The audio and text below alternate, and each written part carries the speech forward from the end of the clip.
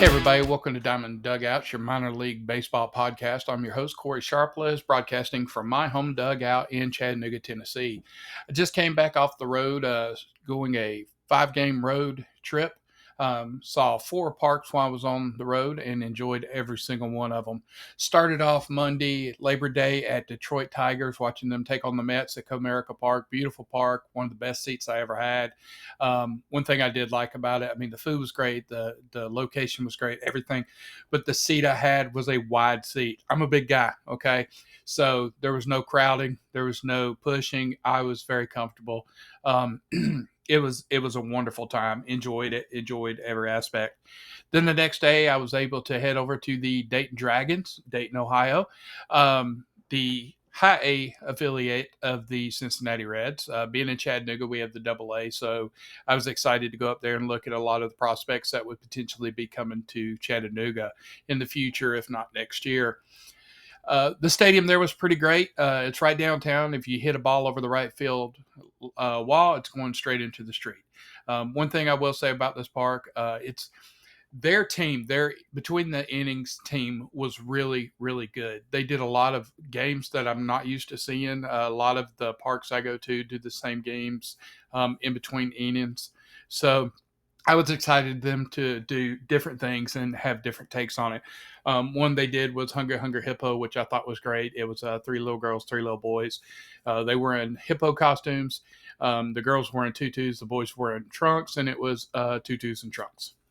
So they basically had to go to a plastic pool, get balls, and put them into their respective bins. Well, let me tell you something. The girls flew. As soon as that whistle was dropped, they were not playing. They wiped the floor. So girl power was in full effect, and I give it all the credit in the world. Them girls were just moving it.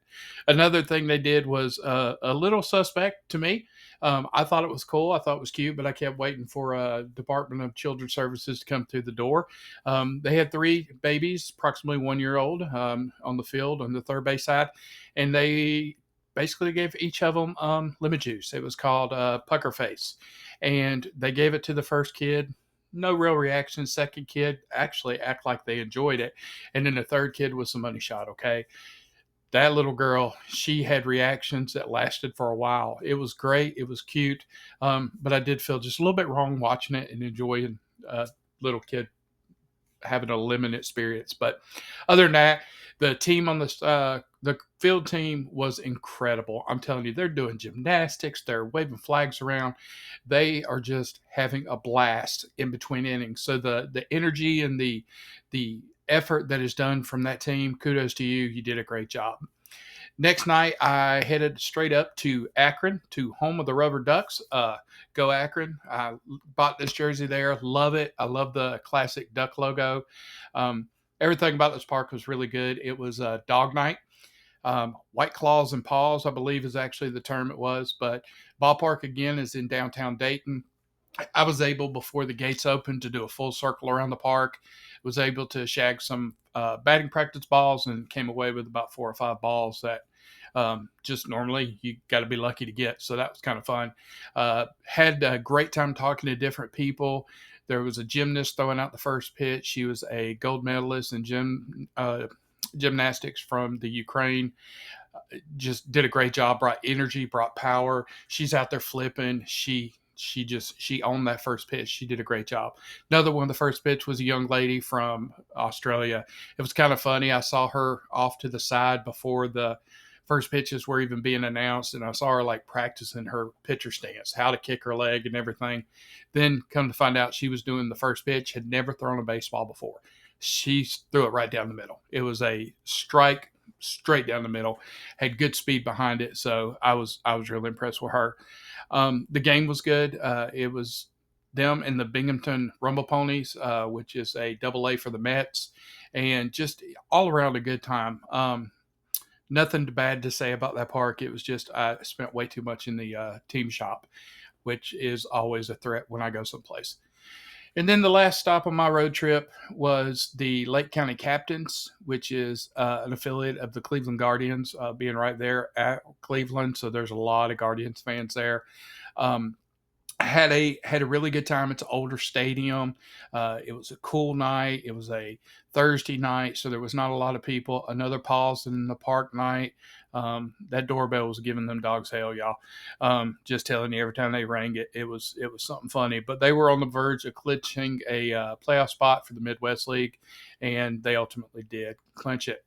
One of the things I get to do when I travel is I get to talk to people. I get to meet people. I get to interact with them, learn their stories. There's a lot of ballpark travelers out there just like me. There was a couple there from Phoenix that just had a great time talking to. There was another couple from Southern California, and they're in the midst of trying to figure out what's going to happen out there with the Ontario team and everybody moving here. And we'll touch base on that on a different video. But ultimately, just had a great time. Great baseball. And on a side note, before the Lake County game, I went to a place called League Park. It is one of the original homes of the Cleveland Indians, back all the way when they were the Napoleons, the Broncos, the Blues, the Blue Jays, or Bluebirds, sorry.